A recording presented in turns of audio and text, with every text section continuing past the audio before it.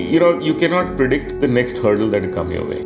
But you can always have a mindset that is agile. If you're open to change, whenever a crisis hits you, which is unknown, you can at least anticipate it, understand it, and work along with others to find a solution on the spot.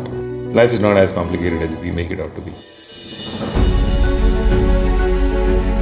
Success to an outsider looks like it's all glitz and glamour.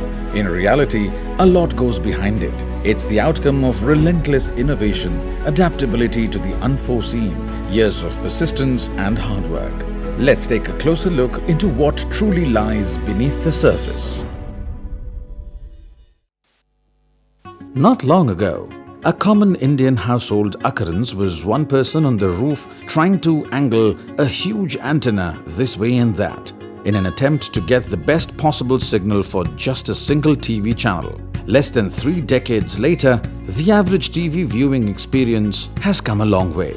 Now, we have hundreds of HD quality TV channels being thrown directly into lakhs and lakhs of homes by invisible floating satellites in the sky. At the forefront of this television revolution in India is a company called Tata Sky, led by the genius of its CEO Harith Nagpal.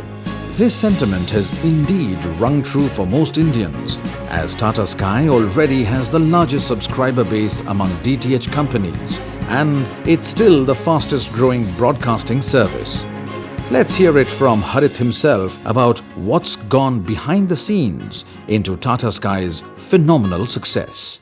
I don't think it's about what you sell, it's who you sell to and who are you producing for. If you understand the customer and the customer's needs and produce products for the customer, you could be in any industry. In the end, almost any product category is a commodity. Every other competitor of yours has the same technology, has the same insight. So you've got to look for a differentiator, and the differentiator also needs to be sustainable. In our case, we looked at service as a differentiator. The product won't fail, and if it fails, it will take minimal time for us to get it right so that you don't miss television. And it's taken a very long time for that reputation and for that belief to build. Whether you, me, or anybody in a town or village, the need for entertainment, information, education is universal. So you had to create a product which could travel into the insides of the villages and make it available at a price which was affordable for the person. Till the time you have 1 million, 2 million customers and you're handling about 5, 10, 20,000 calls a day, that's okay. I mean, you can handle through a call center. But when you have 18, 19, 20 million customers and you have 4 lakh calls coming in a day, you'll reach a stage where half the city is taking calls and half the city is making calls. So you can't have a customer calling you for everything. That required innovation. So for things that you would earlier call the call center for, now you can do it in the comfort of your home through self-help. For example, you could recharge, you could manage change your pack, you could explore what other services you can use, you can get help if your things are not working, and many other things. A customer needs to only pay for what he likes to watch, and he has the power to select and change it as many times a year or whenever he wants to. For example, I've got my pack open here in front of me, my 2 TVs in the house, and I can actually pull out, see this. This is what is configured on my gym room. This is what is configured in my TV room. And I can on the fly change what channels I've subscribed to in each one of these and pay only for what I'm watching.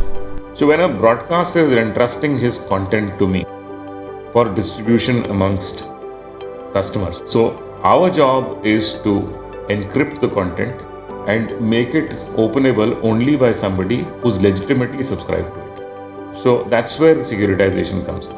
A technology in search for a customer need will not succeed. Keep looking for customer insights and then asking technology to create products that fulfill those needs. Unlike today, while we were growing up, we did not have phones. We did not have access to cars and flights and internet and Google, or you name it. If we had to read a book, we had to go to a library. If we had to travel, we had to use public transport. And resources were a constraint. It wasn't a rich world like it is today. It taught us one thing: to observe people and observing behavior, and then creating products and services to suit those needs. I think that's been the biggest teacher.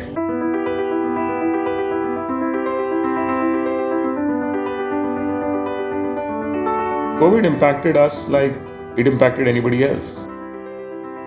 All of us realized that if we hadn't acted in time and acted the way we did, the business that we were running was at stake.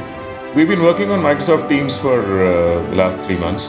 People picked up their straws from wherever they were and huddled into groups over video, got into meetings, and got into the grind. People who are willing to experiment, people who are willing to try out new things. I think that's what succeeds most in an unknown territory terrain like ours.